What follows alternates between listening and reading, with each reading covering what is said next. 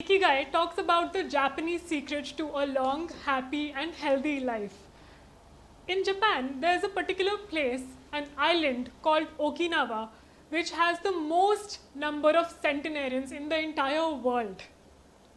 A centenarian, you may ask me, is anyone who is of the age 100 or above.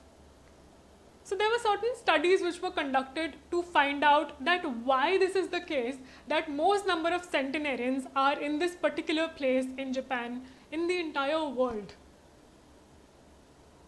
Upon trying to find this, they understood that these people lived by a concept known as Ikigai. And I have made this particular Venn diagram to explain this. The same thing is explained in the book as well. Ikigai is found whenever all these four circles combine together, and there's a sweet spot right over here. The first circle is for what you love. The second one is what you're good at. The third one is what the world needs, and the fourth one is what you can be paid for. Let us suppose that you love something and you're good at it as well. So that is your passion. For example, if someone loves teaching and that person is also good at teaching, then that can be the passion. But let's say for me, I love to teach and I am good at teaching as well. If I teach at an NGO, at a non-governmental and a non-profitable organization, I will not be able to make money out of that, right? So that cannot be my Ikigai. When all four of these combine together, that is something which leads to a particular person's Ikigai. It was found out that these people love their work so much that they don't really have any concept of retirement. In Western world, we do have a concept of retirement. We are taught that you have to work till a certain age. But in this particular culture, they love their work so much that the concept of retirement simply does not exist. It further talks about four basic traits of all of these people. The first one is, of course, that they are living out their Ikigai.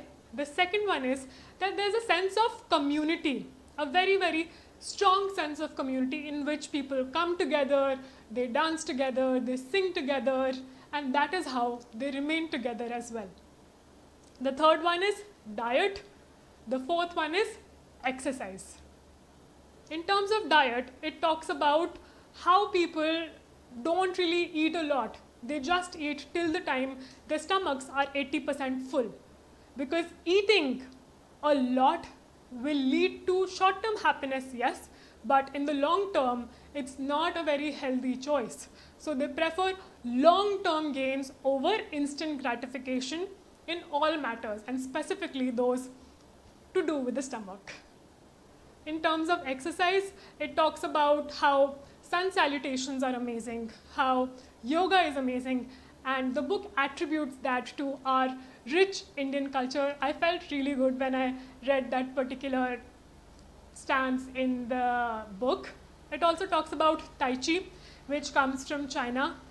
In terms of Ikigai, it also talks about the concept of flow. And the concept of flow is when somebody is really doing something out of pure passion and out of pure love, there is a concept of flow which comes into place, in which the sense of time and the sense of space is basically lost.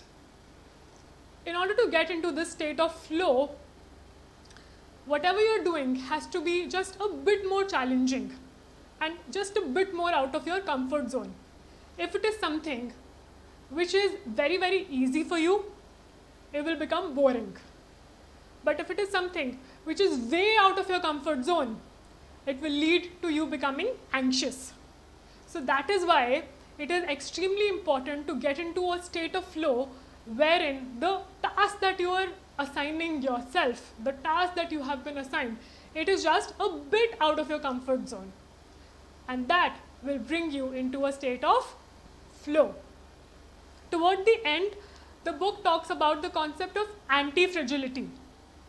Anti-fragility is different from resilience. Resilience is that if you are at a particular level and there is something which happens, a particular challenge which is thrown at you, so you go backward. Resilience is when you bounce back to that particular level. However, anti-fragility is that when you're faced with a challenge, you go backward, you bounce back, but you go higher than your previous self. That is the concept of anti-fragility. You can take a screenshot and start filling in all the 4 boxes. It will take some time, but I'm sure that this particular book has added a lot of value in your life. Let me know in the comment section below what have been your major learnings and how are you planning to implement those learnings in your life, because implementation is really the key. Maybe you're planning to become anti-fragile and not just resilient. Maybe you're planning to live out your Ikigai each day on this earth. How are you planning to implement the learnings? Do let me know. Looking forward to your comments.